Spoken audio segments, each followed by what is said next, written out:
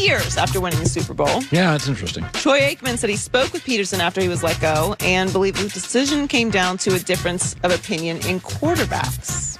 What I gathered it came down to was a difference of opinion as to how they were moving forward at the quarterback position. Jeffrey Lurie, the owner, has paid a lot of money to Carson Wentz, and they're on the hook with him. It's my belief that Doug Pederson felt that Jalen Hurts was probably the quarterback going forward, and how does that mesh?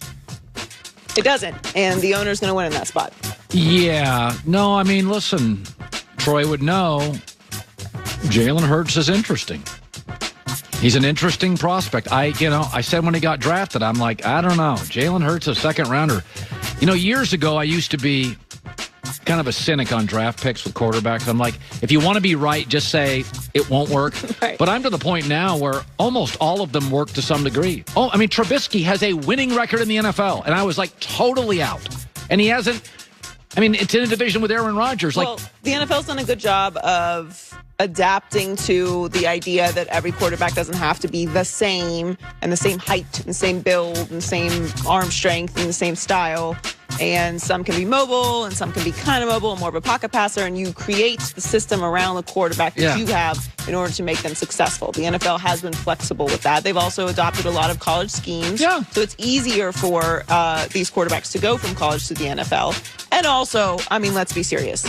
These quarterbacks are, what's the 10,000 hour rule? They're starting at such a young age, involved in very complex training. They're going to camps. They're eating right. Like, kids are coming into these leagues at a different level than they ever have before. They're ready to go. In every major sport. Yeah, it's like when you send your kids to college, it's different than it was 20 years ago. Yeah. Kids now go on multiple campus visits. They can do Zoom meetings. The reality is, when my daughter went to college, she was ready for college. Right. Like, she knew all about the schools. My son right now is a freshman in high school. He's already got down 6 colleges he wants to go to. He's communicating with them. It's a whole new world. Kids are more ready. More access to information. That's right. Now, finding the right information is a different thing, but you do have access to more information. But what it comes down to in Philadelphia, if this is true, which obviously has definitely played a role because we know that Pederson and Wentz's relationship had deteriorated, the head coach is not going to overrule the owner, especially when, Carson Wentz is making $15 million a year and Jalen Hurts is not. Like, they've paid Carson Wentz. They want to see what he is. I don't think Carson Wentz is done in the league. I think he would do well to be somewhere else other than Philadelphia. Yeah, you have a cheap option in Jalen Hurts, who is very dynamic. Yeah, listen, Indianapolis looks obvious.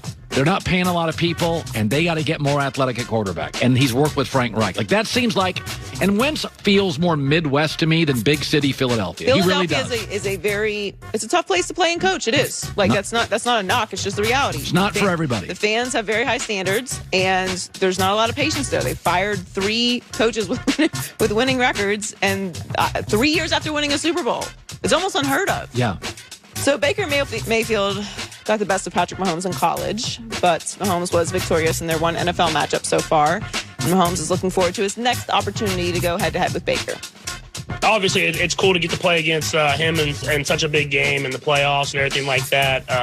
Knowing him for a long time, since I was a senior in high school, and to be able to play on this stage it's going to be special. And he went to Oklahoma, went to Texas Tech, so he got the better of me in college. So I'll try to do my best to win in the NFL. Yeah, the difference is Baker had the better talent in college. He had all the NFL wide receivers. Now Patrick's got the better talent. This weekend of games is amazing. Like, every game, even like Rams-Packers feels the most lopsided, obviously, even though the spread for this game is much bigger. And by the way, the number came down on that. So the Packers, 6.5, yeah. So the Packers are a national team. So the fans tend to bet on teams they like and quarterbacks they like. So for the number to come down, that tells you the sharps probably put money on the Rams, because the fans tend to bet up Green Bay and Brady. Fans like favorites. Well, and we didn't see the Packers last week. That's right. So the last time we saw the Packers, they were rolling the Bears. By the way, what if Green Bay's rusty? Rams have a good first couple drives, take a lead. McVay is 37-0 leading at half. So the question is, can Green Bay come out playing? But if they're rusty and the Rams get a lead, they're great with a lead. Cam Akers is playing incredible. He is great. If they can run the ball. O-line is Aaron better Donald than Green is Bay's. healthy. Again, I think it comes down to the Packers not falling apart, which I don't have a reason to think that they would. But the Rams are a little bit outmatched in this, and they're certainly not as healthy as the Packers. Yeah. But McVay always has something interesting going. Listen, and to your point, if they are up at the half, Rams have the better roster. I believe that to be true. I'm not saying significantly, but I think the Rams have the better O-line, the better D-line, way better secondary, and a deeper receiving core. So I think the Rams have a better roster. the Packers just have the bigger stars. We should do our thing tomorrow. Name the 10 best players in that game. I'm going to write that down. I think the Rams have the better roster. I think they do. But if the margin for the fewer players is much big, well, I don't know. I mean, it's just Aaron Rodgers, and Devontae Adams is playing out of his mind as well. Yeah. So Drew Brees and Tom Brady will make history as the oldest starting quarterback matchup in the NFL on Sunday. Brady started the old man jokes with his tweet about them playing on the History Channel. Right. And Brees said they couldn't help but laugh about the situation that they're in. Tom and I have a friendship and mutual respect, and we were texting back and forth on Monday, just kind of chuckling at this whole scenario, right? Listen, he's 43. I turned 42 on Friday, so that's 85 years and a lot of football experience that's going to be on the field on Sunday. I think it's going to be one of those games we all remember because I think we're all assuming that Brees is going to retire after this season. So this could be, one of the last few games we see Brees play in, and this is a legendary matchup. Contemporaries, but never rivals. They're budding. Those two are going to own the record book. If you go to the record book 10 years from now, it'll just be page 1, Brady, page 2, Brees. Well, that's why I always felt like it was a little unrealistic to compare Aaron Rodgers, who's also so much younger, could have another 10 years in the league, to Brady. Obviously, Drew Brees doesn't have the Super Bowls, but he certainly has the records. The comparison in these eras, and obviously you put Manning in there as well, but, right.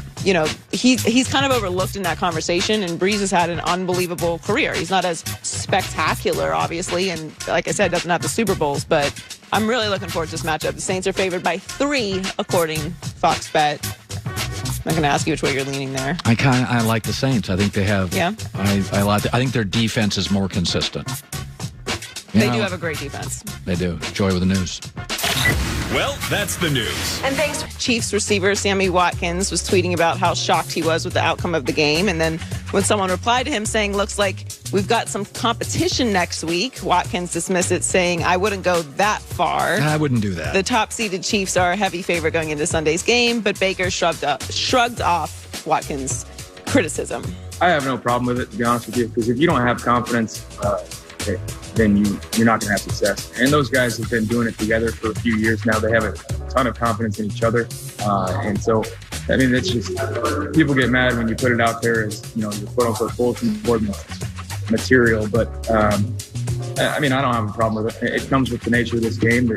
You got to be confident. You got to know and believe in yourself. Yeah, we got to be careful making too much of a response to a tweet. Well, it wasn't a press conference. It's not like it was a press conference. It's we're looking for anything. This is a content world, so they're going to pay attention to it. And if you put it out there, people are going to make a bigger deal out of it than it really is. And look, to Baker's point, he probably does feel that way. They're a very good team. I think it's kind of crazy. Everyone's just writing them off. I think they'll have a little bit of rust, but as we've seen throughout the years, they have no problem playing from behind. So even if they do get ahead, they still have Patrick Mahomes. I cannot wait to watch this game. I don't even know what the TV rating is going to be. Cleveland won 11 games, people. How are you a 10-point dog? So the Chiefs are a 10-point favorite over the Browns. And the line hasn't moved. That part I'm with you on. That I think is crazy. That I think is absolutely crazy. I don't get it. If for nothing else, because the Chiefs haven't blown out a team in a long time. They've still won, which is the important part. We know they're talented. But they haven't blown out a team, so the line is it's crazy. And hasn't moved, meaning that it's the right line. Like the Sharps. I could see if Cleveland was having a little trouble running the ball or something like that. There was